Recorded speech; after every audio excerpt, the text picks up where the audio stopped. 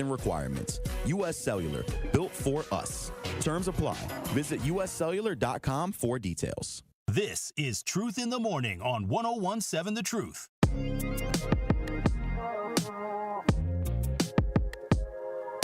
It's a big week for Marquette University during the College Scholarship Month on the award-winning 101.7 The Truth.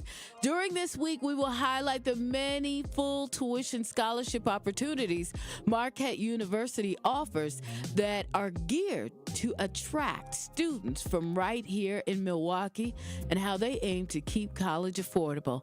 Visit marquette.edu to apply and find more information on all the scholarships that they have to offer your scholar. We're black, and Mahdi has been holding patiently through our commercial break. So we're going to go right to Mahdi on the Truth Talk text lines. Great morning. Love you. Appreciate you. As it relates to prisons in Wisconsin, what's your truth? The truth is, the top of the morning, Mr. Holman and Mrs. Coleman, we don't need more prisons. We need to get to the root of the problem. Milwaukee has a drug, alcohol, and gun problem. So until we address that, we can build as many prisons as we want to. That's not going to solve the problem. We got to get to the root of the problem. Okay, and that's my true fault. Go ahead. Hang on, buddy. Okay, so when you say the drugs, all right, in what sense? Because are you talking about the fact that people are selling drugs and people are addicted to the drugs? Both. Okay. Both. So if those people that are selling the drugs, where do they go? They get incarcerated, but I'm talking about the big guys. But I'm not just talking about. I'm not talking about I'm not talking about just the little guys, Mr. Holmes. I'm talking about the big cat, the people that are sitting behind the scenes and the ones that's flying it in. No, I get it. But what do we do with the ones that are here? That just because it's put here, we don't have to sell it. We don't have to. Again, people find their own reasons of saying, well, this is the way I got to feed my family. And 9 times out of 10, they're in severe arrears of their children. So you get what I'm saying when it comes to child support. So what I'm saying is, where do we house them? Because it's a lot. I understand we got to go after the big people. I get it. And that should always be a priority as well. But what do we do with the ones that are continuing to sell it regardless of having been arrested before and released? Yeah, we can incarcerate them, but don't believe the hype when they're talking about that we're overcrowded and that we don't have room to house these people. I got locked up before Jeffrey Dahmer. Me and Jeffrey Dahmer was in Colombia together. Damn. Okay, with his 40. Oh yeah, I knew him personally. He used to stay by my auntie house over there off of 25th and Kilbourne. Okay, wow. 25th and Kilbourne. My auntie had that red house, and it was an apartment complex right there where Jeffrey Dahmer was feeding people, getting people in and out. But what I'm saying is, I'd have been to Green Bay. No Bailey Coleman. We wasn't pissing out of buckets. We had real bathrooms. Okay, my dear. Okay. Gotcha. Woo. You're gonna learn today. Okay. But we got lines that are lit up again. Hey, it was built in the 1800s. I didn't know. Bailey, Sorry. I know. It was built in the 1800s. I know. And we I'd looked at the previous poll numbers, but I don't know where we are now, but our producer, Rhea Riley, will be able to give us the current poll numbers for do you think Wisconsin needs more prisons? I believe it may have been a flip. Okay. Yes. So we have 39% yes and then 61% no. All right. 61% no. So we got a couple of calls on the True Talk text line. Nikki, great morning. Love you, appreciate you. You hear us talking about the prisons. Do we need more prisons? Do we need more programs? What's your truth? Good morning, and thank you and Bailey so much for this conversation again. Y'all be on it. So my truth is we do not. We do not need more prisons because my fear is who's going to end up there. Mm-hmm.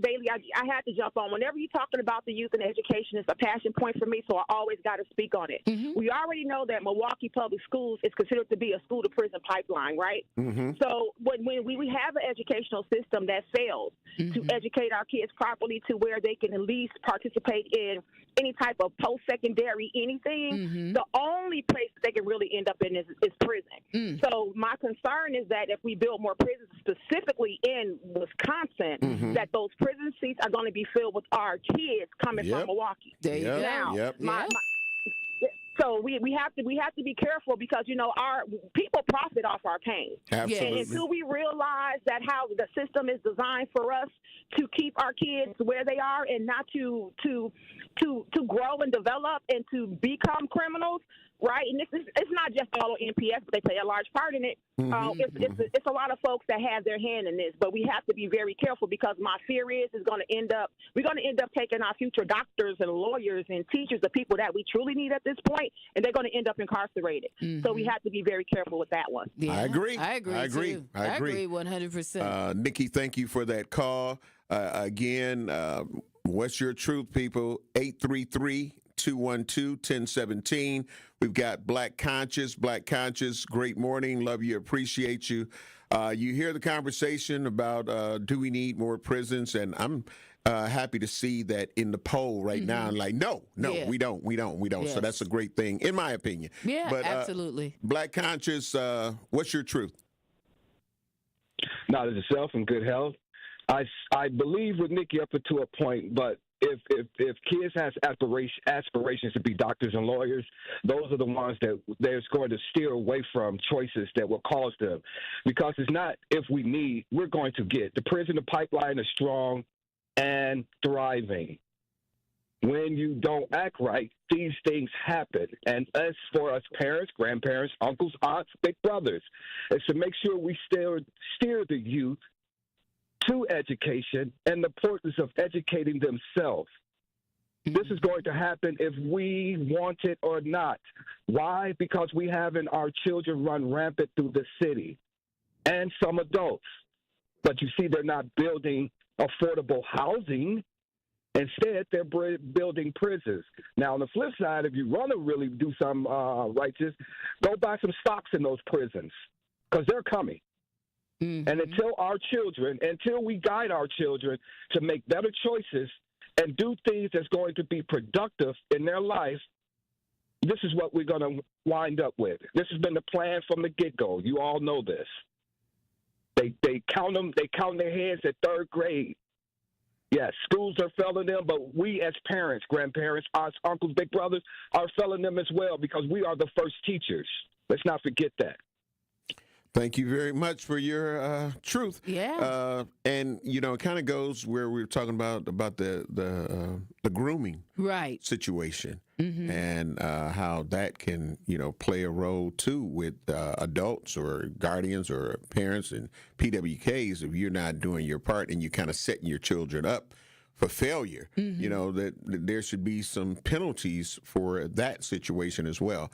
We're talking about the prison system and the fact that Governor Evers ended up getting $15 million to try to fix up. Well, it's just the beginning of a $743 million statewide construction project on different Wisconsin prisons. Now, the gentleman that was before the last caller, he was in the Green Bay facility. Was it Green Bay? Yeah, Green Bay, the 1898 one. Oh, yeah. And it hasn't been renovated since the 1800s. It was built in 1890. I was going to say it hadn't been renovated. But no, they've renovated it since then. But they had an outhouse then. Right. In the beginning, at least in the beginning, they had to, right? Yeah. But it opened in 1898 and has been criticized for its aging infrastructure, and overcrowded and safety issues. Right. The concrete has to be think about it. Too much. Slabs of concrete. Right. Probably clay-like stuff, right? We got the caller before we end up. But that's our imagination. Now, he said it's more updated than that. So, but there's some parts of the original building that are there. It has to be, unfortunately. I mean, we're in the 2000s, just so. Yeah, 99 to 2000s. We got the caller. Caller, great morning. I love you. I appreciate you. You've got your comments on the prisons. What's your truth? Top of this beautiful late fall morning to you, Bailey, and to Homer Blow. What I would say a better use of that money would be to invest in many of the schools like the one that we went to, Homer Blow, historic Milwaukee, Washington, where most kids don't do things that make them go to jail. Most black people don't go to jail. However, there are a whole lot of people who set forth systems that trap people who wind up suing the city and the state, and we pay for that because they were wrongfully incarcerated. So investing in our education is what we should do with that money, and definitely not black people investing money in bondage. That would be like us investing in lumber yards to build slave ships in the 1700s and 1800s. So I think that's not a real good idea for us, and for us to continue to invest in the kids and highlight those who are doing positive things instead of every day talking about the ones who are doing the bad things. I would love to hear that on Black Talk Radio, where maybe once a week you highlight 5 or 10 youth who are doing a great job, so that the ones that are younger than them, like I looked up to Larry Hamilton, and like I looked up to the Jenkins brothers, Miss Carolyn Jenkins brothers, who went to Washington before us. They should be able to have heroes who are just a little bit older than us, because we are, and even 20-year-olds are old people to them.